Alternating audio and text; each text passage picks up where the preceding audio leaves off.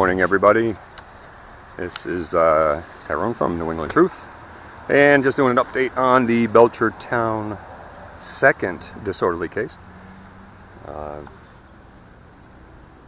been through this once before, went all the way to trial and won the case. And then we have, through the mail, an arrest affidavit that I showed up for. It makes absolutely no sense. There's no victim. Don't want to show my notes here, but you can kind of get the idea that we are once again at Belchertown Courthouse. And we are going to show you something that I meant to show you before. It kind of frustrates me. Every time I see it, I walk by it. I've complained, I've gotten into an argument with the deputies about it. Or I don't think they're sheriffs, guys that facilitate the courthouse. And it is definitely against our First Amendment to have this even posted, much less to have it a law or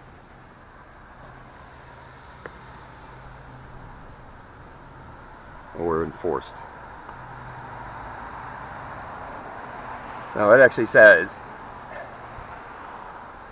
in courthouse at all. So that means even in a public area, because I've tried to bring it in, they won't allow it. Definitely in violation of our constitutional rights and our First Amendment to record all those things that go along with case laws that were, many case laws in Supreme Court that were adjudicated already, and counties just don't seem to acknowledge the Supreme Court law. I don't get that. How we as a society can have a Supreme Court and then just ignore it. Why have a Supreme Court? So we're going to fight this case again. I'll give you an update after the trial is over, or after the today's hearing is over. Today is just a pre-trial hearing. We already had a pre-trial hearing, and I explained to the judge that my rights as far as a probable cause hearing was not respected. I brought witnesses that day and they were not allowed to testify. Which, if you're going to have a probable cause hearing, if you're going to arrest somebody through the mail, how can you not allow witnesses or testimony in that regard? That's obviously a violation of our constitutional rights, and we as a society are going to stop allowing it, and that's why we're pushing back. How you doing there, officer? Good morning to you. How you doing? Good. What's your name and badge number? Officer Clark, badge number 9. Badge number 9. All right, you're low. Good morning to you. Going to a case today? You going to a case today, sir? What can I help you with? I just asked you a question. That's how you can help me. You can answer my question. Are you deaf? Excuse me? Are you deaf? It's none of your business where I'm going. It's none of your business if you're deaf, or where you're going. You don't want to talk to me? No. Member of the Nothing to say to you. I'm a journalist, so you don't want to talk to me? Nope. No, I don't want to say. There's the disconnect. Thank you. Day. There's another disconnect, gentlemen. Right there. Disconnect. Angry. Tyrant. Doesn't like to be questioned. See how he looked at me when I first asked him his name and badge number? That's what you call a tyrant, folks. Right there. We'll see you in court, sir. I'll be in there. Good morning. Good morning. So, a little interaction, and his face looked like he wanted to pummel me originally. I mean, he was very, very angry at first. I don't care who you are. It means absolutely nothing to me. I don't care if you're the President of the United States. If you are a government official, if you work for the society, and you collect a welfare check, you're going to be held accountable by me in a court of law.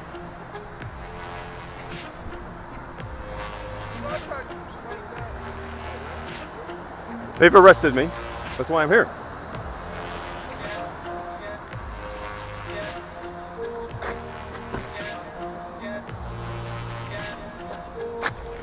Alright, so that's the gap that looked like he was a little angry there when I first asked him some questions. Not happy about my questioning him on what he's doing today, even though it's his obligation on his own protocol and policy to do so. So I'll see him in the courtroom as well. All right, folks, we're going to check in after the video's over. Did you want to say something, sir? Did you want to? You said you've been arrested for videotaping? Yes. What happened that? We were standing in front of my building. Police just pulled up for no reason. They just flipped us. What do you mean? Flipped you because you were just standing there? Just standing there. Mind you, I showed them my ID, all that. But you didn't have to do that, though. Were you doing anything wrong? No, we wasn't doing nothing wrong. But because I lived in a high crime rate area, they just decided to had nothing else to do. They just flipped us for no reason. So they let me go because my man was talking to the police. He like, kid, you're free to go. So they started beating up my friend. So as I started recording it, they started beating your friend? Yeah. So I started recording it. Cops took my phone. Cops took your phone for evidence? Yeah. And then did you try to get it back? No. Yeah. Well, that's what happens. And you said a high crime rate area? Yeah. So let me ask you a question. Wow. I've been talking to a lot of people about this. There's a controversy over. Wait a minute. If you're holding them accountable and they're working in a high crime area, you know they're struggling. How much empathy do you have for them when it comes to your constitutional rights? When it comes to high crime areas? I don't have no empathy for it because that's their job. Okay.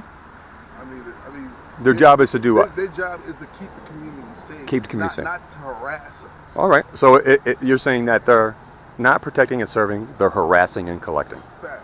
Okay. And in this case, they actually violated your civil rights. They arrested you. They took your phone. No, they arrested your friend? Yeah, they arrested my friend. They just took my phone. And somehow they took your phone? Yeah. Okay, well that's against the law, just so you know. There's no way that they can withhold that for, unless they have a warrant. So they took something illegally. Yeah. But the problem is that they can get away with that. Yes. And you got to fight the system, right? So, what's up, man? Hey, what's up? Oh, we're just doing a quick interview. Sorry. Well, let me just talk to these two guys real quick. This guy's awesome. I know this guy very well. We can't though. Can't do what? Can't do it on the video here in the courthouse. I'm not in the courthouse. I'm in the parking lot. I know that, but do me the favor. Mm-hmm. Just stop it for now. Okay, I'm going to do it only because I like you. But I'm going to tell you something. If there's anybody else, and you as well, you're really cool. But anybody else, I would keep recording until I'm arrested. Okay. And I've been arrested many times in courts many times for this. Okay. Because I'm nowhere near. I'm not even helping it. I'm in the parking lot. But that's good. And folks out there and on my channel, this is because I really like this guy. This guy is an awesome customer service employee. All right? Out of respect here, folks. All right. All right, folks, we're giving you an update on the case, New Hampshire District Court trial, pre-trial or whatever it was. I'm not sure what it was. Apparently we got trial readiness on November 28th and trial is now going to be December 4th. Case, supposedly I did something in May 2nd that I got notified in the mail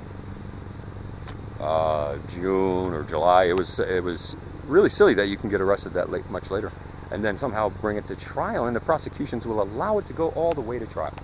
I don't understand that, why they're wasting taxpayer dollars on such silly, victimless, you know, just because he asked a police officer to move his car from in front of your restaurant.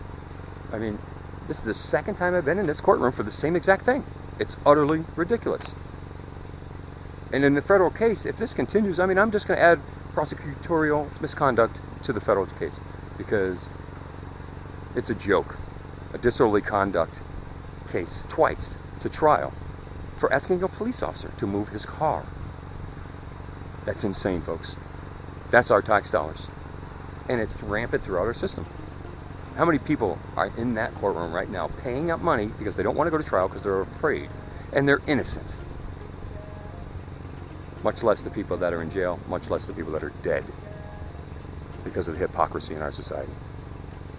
All right, folks, I'll talk to you later. Hopefully we'll have some more to share. Be heading to Troy, New York. Possibly doing audit over there. Watch out.